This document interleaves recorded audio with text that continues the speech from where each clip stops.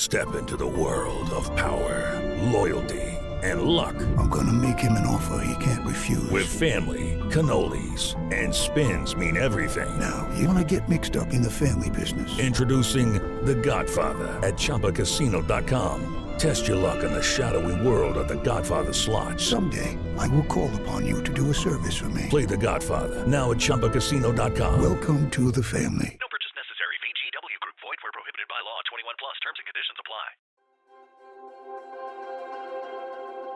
Welcome to the Best Little Town Podcast, your go-to source for everything happening in the town of Bedford's local government.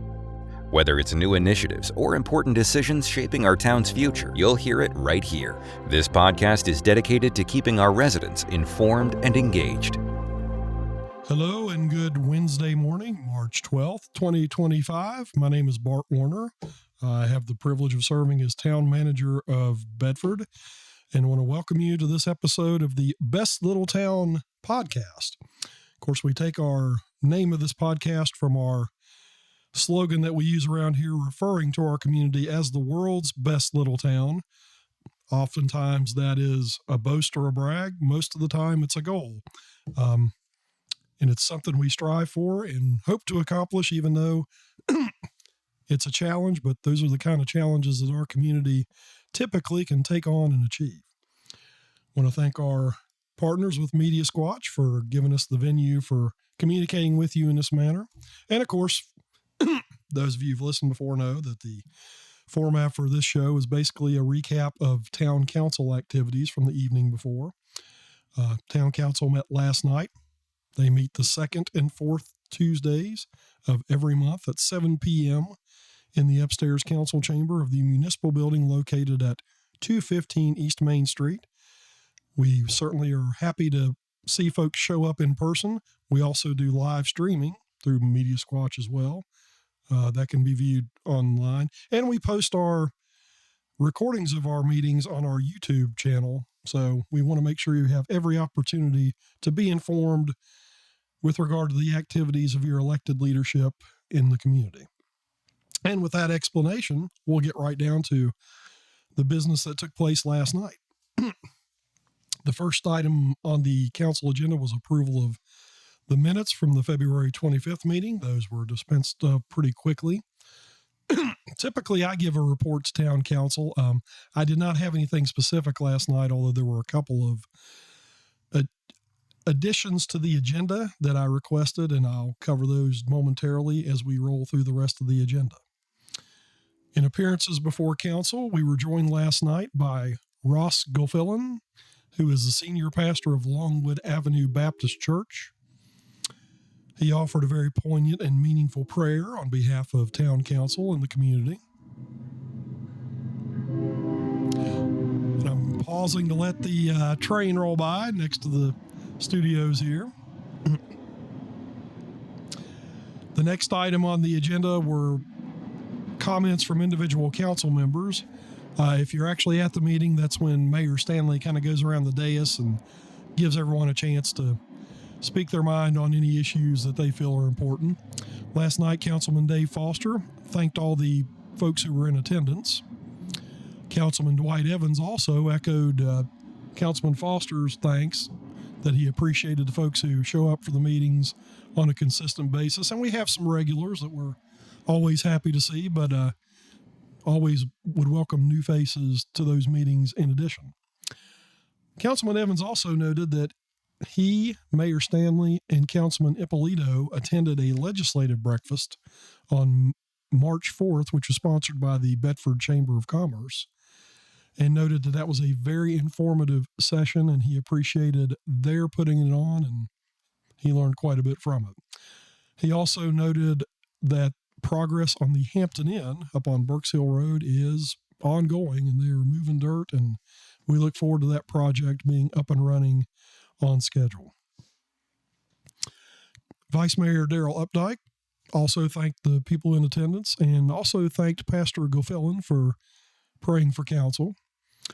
Councilman Stacey Haley likewise thanked folks in attendance. And I don't mean to be redundant in that. It's just that I know that our elected officials really do appreciate the feedback and the interaction they get from the folks they serve. And this is probably a good point to talk about our organizational structure in the town. Our org chart is kind of hierarchical. It's linear. At the head of that is the citizens, and then it's council, then it's the town manager, and then it's staff. So if there's ever any concerns or anything about why we do things, that's the way we view it. And again, when council expresses their appreciation, I know it's heartfelt.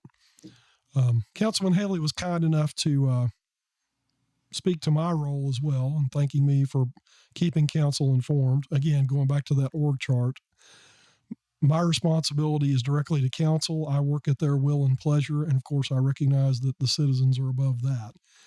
I also have an outstanding staff that I get to work with that implements the directions that council wishes for us to take. Mayor Stanley thanked the pastor for praying. Also mentioned the high quality of the legislative wrap-up breakfast sponsored by the chamber. He also noted the excellent performance of our Liberty High School girls basketball team. Of course, Liberty High School is the Bedford County school that most of our residents are assigned to attend, so there is a strong connection between the community and the school. The girls team completed their season recently. They were the Region 2C champions. That's the first time that the girls team has claimed that honor in a good while, probably 30 years or better. They came up a little bit short in the state tournament, but had a fantastic season, and we all want to extend our congratulations to Coach Justin Waldron and the girls on the team. A lot of very good things happening at Liberty High School. We appreciate the Bedford County Public Schools as a community partner, and Dr. Ernie Sawyer and his staff there. Councilman Todd Foreman and Councilman Jay Ippolito didn't really have much to add last night, so we kind of got right into the rest of the agenda. The next item was revisions to the agenda. We had 7 items on the published agenda, and based on some need to do some administrative work, I requested the addition of 2 more. One was related to the Bedford Middle School redevelopment project. The other is related to some software that our police department needed to purchase. And again, we'll cover that in more detail momentarily. Our consent agenda last night consisted of 3 items. The first was appointment of members to the Planning Commission. Mr. Brock Malcolm, Mr. Philip Thompson, and Ms. Cynthia Gano have reapplied. They're currently sitting on the commission and requested reappointment for terms to expire March 31, 2029. The second item was appointment of members to the Local Board of Building Code Appeals. Mr. Jonathan Buttram, Mr. Jeff Witt, and Mr. Matt Holmstrom all requested reappointment to a 2-year term to expire on April 30, 2027. The last item in the consent agenda was request for approval of a special event, the Before the Works Festival, on Thursday, July 3rd, 2025. That request came from Jonathan Hayden, who has sponsored an event at Liberty Lake Park for at least a couple of years now, in conjunction with our uniquely local tradition of shooting off fireworks on July 3rd, ahead of the July 4th holiday observance. All 3 of those items were approved together by roll call vote and unanimously by council as part of the consent agenda. Moving into our new business, there were several administrative matters. Might not be the most interesting to people other than practitioners within the town, but they are essential to our operations. First one related to adding utility billing software to the town's enterprise resource planning software. For many years, to get your bill, there are several systems in place behind that. And for many years, we've used 2 separate products and 2 separate companies who provide those for us. One of those is kind of going out of the business, and the other, fortunately, in addition to remaining, is expanding their ability to do things for us. So this is really more of an operational issue, but we wanted to get it out to the public to let you all know that we're constantly trying to improve our processes and in a way to maximize efficiency and minimize costs. In order to do that, last night there is a one-time cost of upgrade of about $57,000, a couple of other modifications to the current software, and then there's some recurring annual costs. We asked council to approve an upfront expenditure of $65,300 to make the move towards this software. The recurring annual costs that we will see by making this move will be $9,224. That compares to a current annual cost of $53,640. It is Ryan Seacrest here. There was a recent social media trend which consisted of flying on a plane with no music, no movies, no entertainment. But a better trend would be going to ChumbaCasino.com. It's like having a mini social casino in your pocket. Chumba Casino has over 100 online casino-style games, all absolutely free. It's the most fun you can have online and on a plane. So grab your free welcome bonus now at ChumbaCasino.com. Sponsored by Chumba Casino. No purchase necessary. VGW Group. Void where prohibited by law. 21 plus. Terms and conditions apply. Last night, we requested for council to grant me approval to enter into a contract with Tyler Technologies to add utility billing services to the existing software contract and to make the necessary changes to the budget to allow that to happen. Motion was made by Councilman Foster, seconded by Councilman Foreman, and unanimously adopted to allow us to move forward with that. Next couple of items relate to some operational grants for our police department. The town has received one grant of $8,000 in funding for enforcement of alcohol-related laws and policies through the Department of Motor Vehicles. This is something that we've done on a fairly consistent basis, and it just provides some more resources for our police officers in their execution of duties and protecting all of us. The award basically covers overtime expenses incurred by officers and also funds some training and education that allows them to do their jobs better.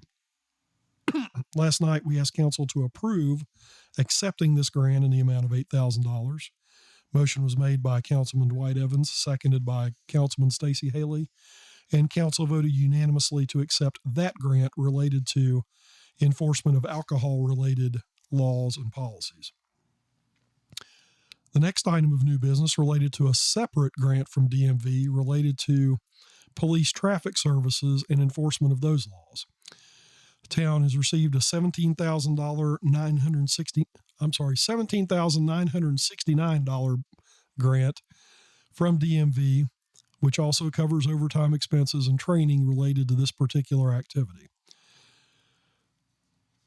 On a motion by Vice Mayor Updike, seconded by Councilman Foreman, council voted unanimously to also accept that grant.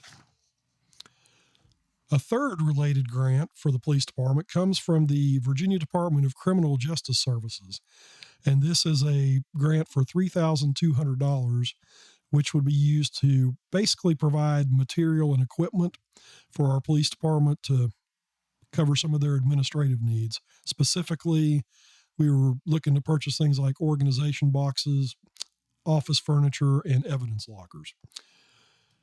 Councilman Jay Ippolito made a motion and Councilman Dwight Evans seconded it to approve acceptance of this grant. That was also accepted by a unanimous vote of council. The next item of new business was one of the things we added to last night's agenda, and it relates to the Bedford Middle School redevelopment project. A lot of activity ongoing there. Fortunately, more of it is becoming evident as they work from inside out on the buildings. And where we are at this point is, fortunately, they're ready to connect fully to the town's electric service. This is a little bit down in the weeds again. It's an operational matter. Typically, we provide a connection to a transformer outside, and our electric department covers those connections to the meters and the meter connection point, which is also usually located outside of a building. In this case, given the age of the structure where they're working and some other considerations of the performance agreement, that meter connection is inside the building, and that creates a bit of a complication for us in terms of our standard operating procedure, such that we identified a need to contract with an electrician to bridge that inside-outside gap. The cost of that will be $47,000. Of course, the electric department, we talked about having that work performed directly by our staff, but it was determined that we were not able to commit their services there in a manner that was as timely as anybody would have liked. So in order to eliminate one more roadblock to the actual opening of that property, council approved authorization to the Economic Development Authority to expend $47,000 to contract with the electrician to make this final connection that should really turn things loose and allow Waukesha to finish their work, start leasing the apartments, and get that part of the project open as soon as summer, but we're going to conservatively estimate that it might be more like fall. Councilman Stacey Haley made a motion and Councilman Todd Foreman seconded it to give the Economic Development Authority the ability to contract for this work. That group will be meeting on Friday at 1:00 p.m.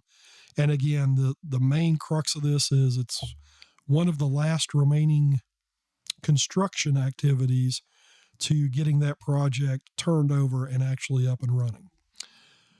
Council approved that authorization by unanimous vote last night. The other item that was added to the agenda relates to purchase of some additional software for evidence management by our police department.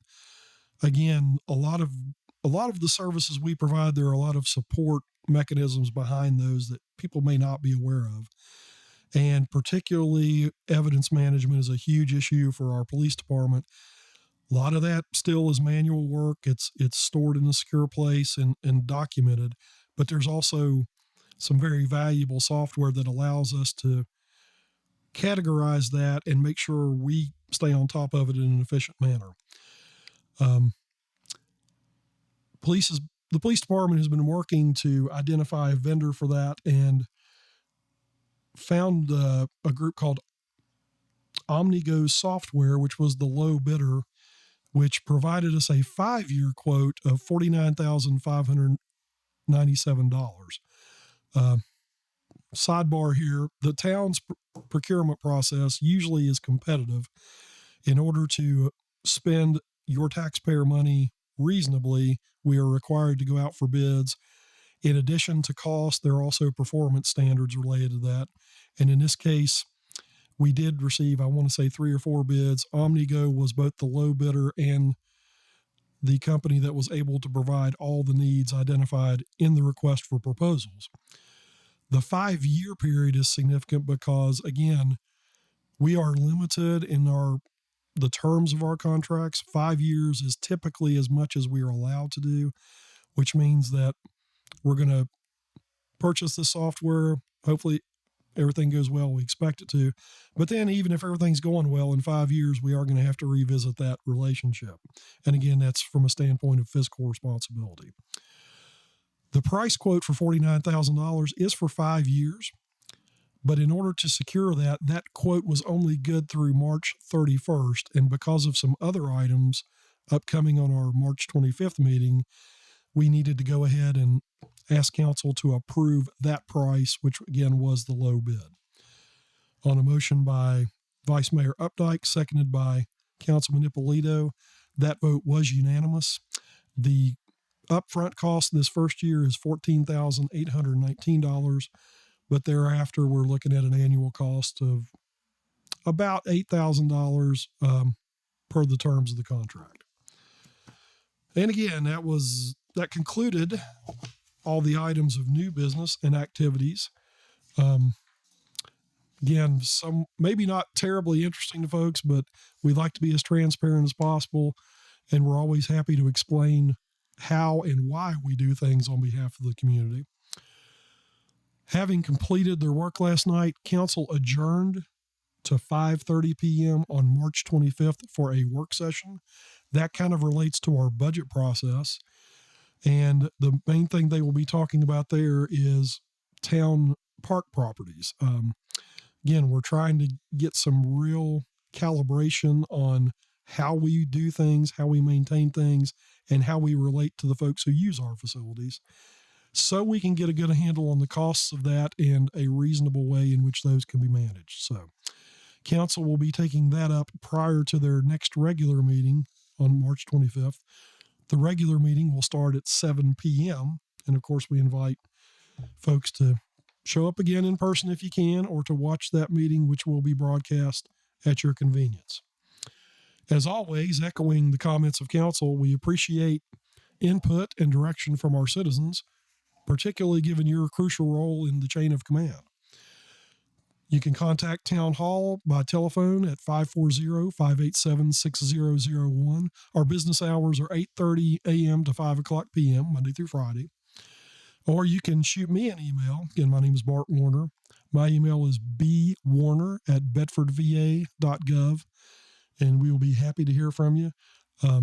Do ask for your patience and indulgence. We can't satisfy every request, and sometimes there are some legal or procedural matters that may complicate things, but we'll be happy to explain those to you, and certainly don't want to discourage anyone from sharing your good ideas.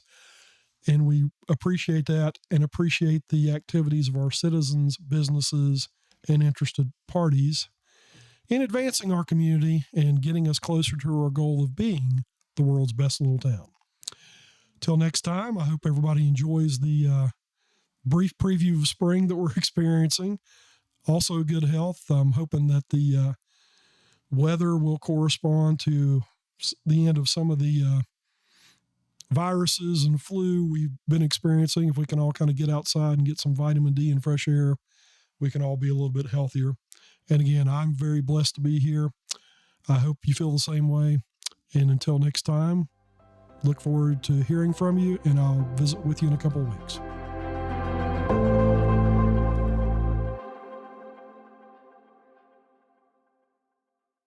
It is Ryan Seacrest here. There was a recent social media trend which consisted of flying on a plane with no music, no movies, no entertainment. But a better trend would be going to ChumbaCasino.com. It's like having a mini social casino in your pocket. Chumba Casino has over 100 online casino-style games, all absolutely free. It's the most fun you can have online and on a plane. So grab your free welcome bonus now at ChumbaCasino.com. Sponsored by Chumba Casino. No purchase necessary. VGW Group. Void where prohibited by law. 21 plus. Terms and conditions apply.